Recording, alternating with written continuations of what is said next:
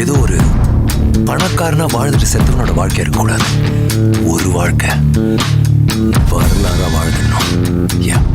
நான் எழுவது நடந்தே தீரும், நாள் வர என் புகழ் நிகழ்ந்தே தீரும், அதுவரை பொறுப்பது மனதின் வீரம், பறவைகள் பறப்பது விழுவதும் சேரும். சின்ன வயசுலேருந்தே ஒரு ஆர்டிஸ்ட் ஆகணுன்றது என்னுடைய மிகப்பெரிய கனவு. ஆனால் இங்கே நீங்கள் இந்தியாவில் பிறந்துட்டிங்கன்னா ஏதோ கண்டிப்பாக நீங்கள் எதர் இன்ஜினியரிங்கோ இல்லைனா வந்துட்டு டாக்டர் அப்படின்றது தான் ஆகணுன்றது ஒரு கட்டாயம். ஸோ அந்த ஒரு வலையிலையும் நானும் விழுந்துட்டேன். ஸோ நான் ஒரு இன்ஜினியரிங் படித்தே ஆகணுன்ற ஒரு கட்டாயத்து மூலயமா பிஇ மெக்கானிக்கல் இன்ஜினியரிங் படித்து முடித்தேன். ஆனால் ஆர்டிஸ்ட் ஆகணுன்ற கனவு என்னை வந்து துரத்திட்டே தான் இருந்தது. ஸோ என்னோட இன்ஜினியரிங் கிராஜுவேஷன் பண்ணும்போதே வந்து நிறைய ஆர்ட் ஒர்க்ஸ், அதுவும் மிக்சட் மீடியம் அண்டு என்னுடைய செல்ஃப் டெவலப்மெண்ட்டில் நிறைய ஆர்ட் வந்து நான் பண்ணேன். குறிப்பிட்டு வேஸ்ட்டை வச்சு நிறைய ப்ராஜெக்ட்ஸ் வந்து நான் பண்ணிட்டு இருந்தேன். ஏன்னா ஒரு மிடில் கிளாஸ் ஃபேமிலியாக வந்து குறிப்பிட்டு ஆர்ட் மீடியமில் ஏதாவது ஒன்று பண்ணணும் அப்படின்னா நிறைய செலவுகள் பண்ண வேண்டியது இருக்கும். ஸோ என்னை சுற்றி இருக்கக்கூடிய பொருட்களை வச்சு நான் நிறைய புது புது படைப்புகளை வந்து படைக்க ஆரம்பித்தேன். அங்கேருந்து இந்த வேஸ்ட்டை வந்து நான் தொடர்ந்து எங்கெங்கெல்லாம் போகிறேனோ அங்கே எல்லாத்தையும் நான் பார்த்துட்டு இருந்தேன். எனக்குன்ற ஆர்ட் குரு அப்படின்ட்டு வந்து பெருசாக யாரும் இல்லை. ஆனால் நான் பயங்கரமாக ஆர்ட்டை கற்றுக்கிட்டது இல்லை ஆர்ட்டை புரிஞ்சுக்கிட்டது வந்து இந்த இயற்கை கிட்ட இருந்து தான். ஸோ நான் இன்ஸ்பயர் ஆனது வந்து இங்கே என்ன சுற்றி இருக்கக்கூடிய இயற்கையும் அதில் இருக்கக்கூடிய குப்பையும் வச்சு தான் என்னுடைய பயணம்ன்றது பெருசாக ஆரம்பிச்சது. என்னை சுற்றி இருக்கக்கூடிய இயற்கையில் ஒரு மிகப்பெரிய பிரச்சனையை வந்து நான் பார்த்தேன். குறிப்பிட்டு மக்கள் வந்து இந்த இயற்கையை பார்க்கும் முறை, மக்கள் இந்த குப்பையை அணுகும் முறை அப்படின்றது. இதில் பெரும்பான்மையாக வந்து குட்டி குட்டி பிளாஸ்டிக்ஸ் வந்து அங்கங்கே வந்து நம்ம பார்த்தாலும் அது எந்த அளவுக்கு இயற்கையை பாதிக்குது அப்படின்ட்டு மக்கள்கிட்ட எடுத்துகிட்டு போகிறதுக்காக என்னுடைய ஆர்ட் வந்து ஒரு மிகப்பெரிய கருவியாக நான் வந்து உபயோகித்தேன். அது வந்து ஒரு குட்டியாக இருக்கக்கூடிய வாட்டர் பாட்டில் கேப்பாக இருந்தாலும் சரி, ஸ்ட்ரா வேஸ்ட்டாக இருந்தாலும் சரி, இல்லை பிளாஸ்டிக் பாட்டில்ஸாக இருந்தாலும் சரி, இது எல்லாத்தையும் வந்து என்னுடைய ஆர்ட்டில் நான் ரொம்ப பெரிய ஸ்கோப்பில் கிட்டத்தட்ட ஒரு 20க்கு 20, 30க்கு 30 சின்ன சின்ன சைஸில் இல்லாமல் ரொம்ப பெரிய சைஸில் வந்து நான் பண்ண ஆரம்பித்தேன். அப்படி மக்கள்கிட்ட எடுத்துகிட்டு போகும்போது மிகப்பெரிய வரவேற்பு இருந்தது. அண்ட் அதை வந்து மக்கள் புரிஞ்சுக்கிட்டு அவங்களுடைய அன்றாட வாழ்க்கையில் ஒரு சின்ன சின்ன முயற்சிகள் மூலிமா அவங்களுடைய சஸ்டைனபிள் லிவிங்ன்ற ஒரு குட்டி ஒரு லைஃப் ஸ்டைலை வந்து அவங்க மாற்ற ஆரம்பித்தாங்க. ஸோ அப்படி தான் வந்து என்னுடைய வாக் ஃபார் பிளாஸ்டிக் ஜேர்னி எனக்கே தெரியாமல் ஆரம்பிச்சிருக்கு. வாக் ஃபார் பிளாஸ்டிக்ன்றது ஒரு சிம்பிள் ஜாகிங் ஒரு வாக்கிங் ஆக்டிவிட்டி தான். ஸோ எப்படி மார்னிங் வந்து ஒரு அரை மணி நேரம் 3/4 மணி நேரம் நிறைய பேர் நடப்பாங்களோ அதே மாதிரி தான் நாங்களும் நடக்கிறோம். என்ன பார்த்தீங்கன்னா கையில் வந்து ஒரு சாக் பேக் இருக்கும், அப்புறம் க்ளவுஸ் இருக்கும். ஸோ டெய்லி போயிட்டு ரோட்டில் இருக்கக்கூடிய தூக்கி போடப்பட்ட பிளாஸ்டிக்ஸ் எல்லாத்தையும் எடுப்போம். குறிப்பிட்டு ரீசைக்கிள் பிளாஸ்டிக்ஸ் நிறையவே எடுப்போம். ஸோ அந்த பிளாஸ்டிக்ஸ் எல்லாம் எடுத்து ஒரு 1 hour மேக்ஸிமம் வாக் பண்ணி அதில் கலெக்டர் பிளாஸ்டிக்ஸ் எல்லாத்தையும் ரீசைக்கிளுக்கு அனுப்புவோம். எங்கே எப்படின்னு பார்த்தீங்கன்னா காயலாங்கடையில் போடுவோம். அந்த காயலாங்கடையில் போட்ட உடனே கையில் வந்து 10 ரூபாய், 20 ரூபாய், 50 ரூபாய் அப்படின்ற மாதிரியான அதுக்கு ஏற்றபடியான காசை வந்து அவங்க தருவாங்க. ஸோ இந்த காசை தான் நாங்கள் சேர்த்து வச்சு பசங்களை வந்து படிக்க வச்சுட்ருக்கோம். இப்போ வரைக்கும் 30 குழந்தைங்க இது மூலயமா பெனிஃபிட் ஆகிட்டு இருக்காங்க. இழப்பதற்கு எதுவும் இல்லை நமது கையிலே, பெறுவதற்கு உலகம் உண்டு துணியும் பொழுதிலே, கலங்கி நின்று நடந்ததென்ன ஒன்றுமில்லையே, இடைவிடாத முயற்சி என்றும் பொய்த்ததில்லையே, தொலைத்தது கிடைத்திடாமல் நினைத்தது நடந்திடாமல், இலக்குகள் முடிவதில்லை தோற்பதில்லை வெற்றியே.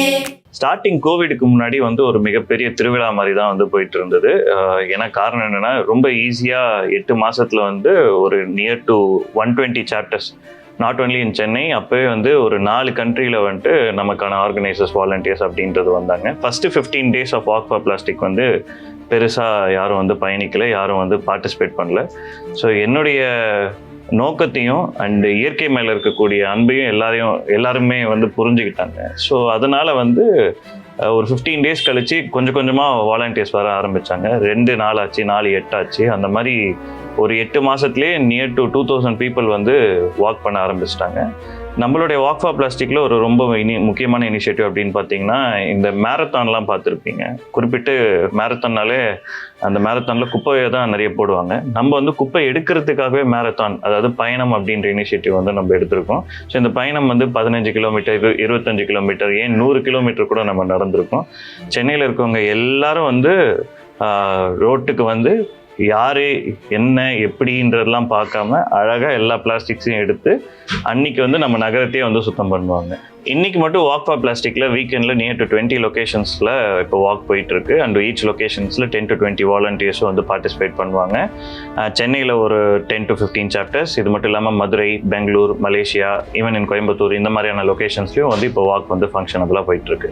ஒரு மாதத்துக்கு இப்போ நியர் டு 600லேருந்து 1000 kgs ஆஃப் பிளாஸ்டிக்ஸை வந்து நம்ம இப்போ ரீசைக்கிள் பண்ணிகிட்ருக்கோம். இது எல்லாருமே அவங்களுடைய இண்டிவிஜுவல் கான்ட்ரிபியூஷன். வீட்டிலேருந்தும் பிளாஸ்டிக்ஸ் கொடுப்பாங்க, ரோட்டில் வந்து பிளாஸ்டிக்ஸ் கலெக்ட் பண்ணி கொடுப்பாங்க, ஷாப்ஸ் அண்ட் மற்ற லொக்கேஷன்ஸ்லேருந்தும் பிளாஸ்டிக்ஸ் எடுத்துகிட்டு வந்து நமக்கு கொடுப்பாங்க. வாக் ஃபார் பிளாஸ்டிக்ன்றது வந்துட்டு முழுக்க முழுக்க என்னுடைய ஓவியத்து மூலயமா உருவாக்கப்பட்ட ஒரு ஐடியா தான். ஏன்னா என்னுடைய ஓவியத்துக்கான முக்கியமான எலிமெண்ட், ஃபார் எக்ஸாம்பிள் இப்போ நீங்கள் ஒரு வாட்டர் கலர் பெயிண்டிங் பண்ணுறீங்க, இல்லை எந்த ஒரு பெயிண்டிங் பண்ணுறீங்கனாலும் ஒரு சிவப்பு நிறம் எடுப்பீங்க, நீல நிறம் எடுப்பீங்க, அதை வச்சு ஏதாவது ஒரு ஒர்க் பண்ணுவீங்க, இல்லை இந்த கிரையான்ஸ் எடுப்பீங்க, கலர் பென்சில்ஸ் எடுப்பீங்க. அந்த மாதிரி என்னுடைய படைப்புகளுக்கு வந்துட்டு அந்த மக்கள்கிட்ட எடுத்துகிட்டு போய் சேர்க்கறதுக்கு அந்த டூல் தான் தேவைப்பட்டுச்சு. ஃபார் எக்ஸாம்பிள் இப்போ ஸ்ட்ரா பற்றி பேசணுன்னா நான் வேஸ்ட் ஸ்ட்ரா தான் எடுத்தேன். வாட்டர் பாட்டில் கேப்பை வச்சு ஒரு பெரிய திமிங்கலம் பண்ணுறோன்னா அந்த வாட்டர் பாட்டில் கேப்பு தான் போயிட்டு தேவைப்படுது. நான் இந்த வாட்டர் பாட்டில் கேப்ஸ் எல்லாத்தையும் போயிட்டு ரோட்லேயும் தென் அதுக்கப்புறம் இங்கே இருக்கக்கூடிய ஜூஸ் ஷாப்ஸ் எல்லா இடத்துலையும் போயிட்டு நான் எடுக்க ஆரம்பித்தேன்.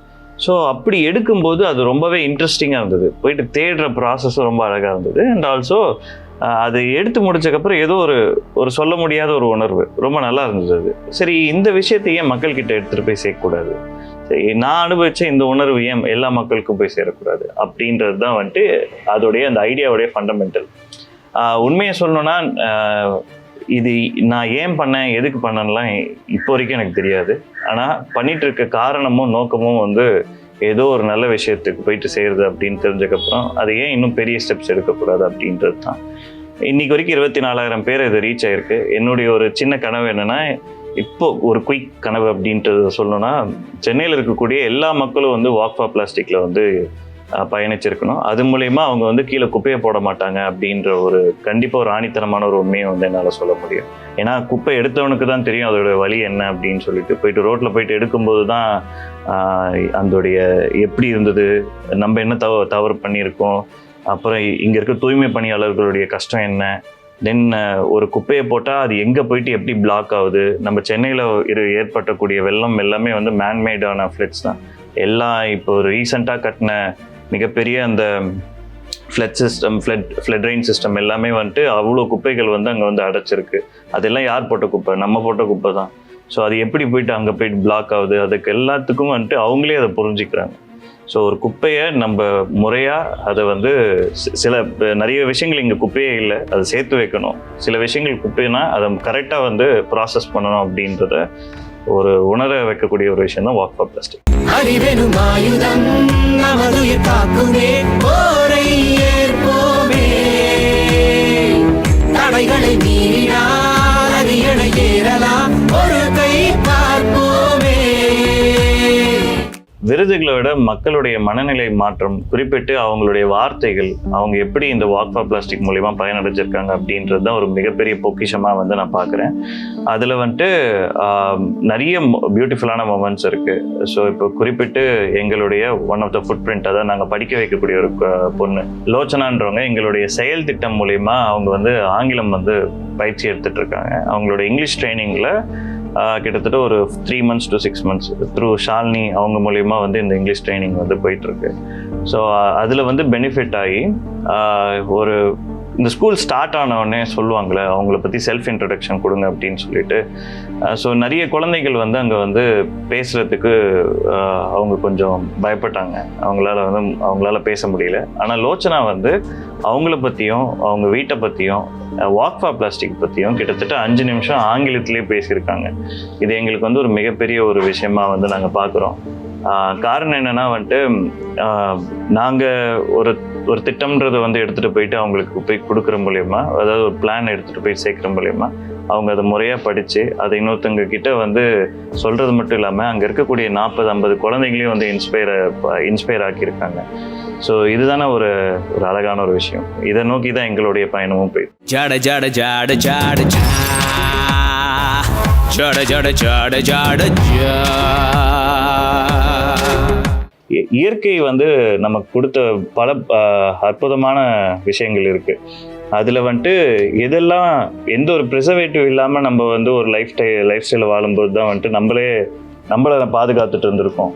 இப்போ இருக்கக்கூடிய உணவு முறைகளில் குறிப்பிட்டு எல்லா பிளாஸ்டிக் கவர்டாக வரக்கூடிய எல்லா பொருட்களும் வந்து நம்மளை எப்படியோ ஏதோ ஒரு விஷயத்தில் நம்மளை பாதிக்க தான் வச்சிட்ருக்கு.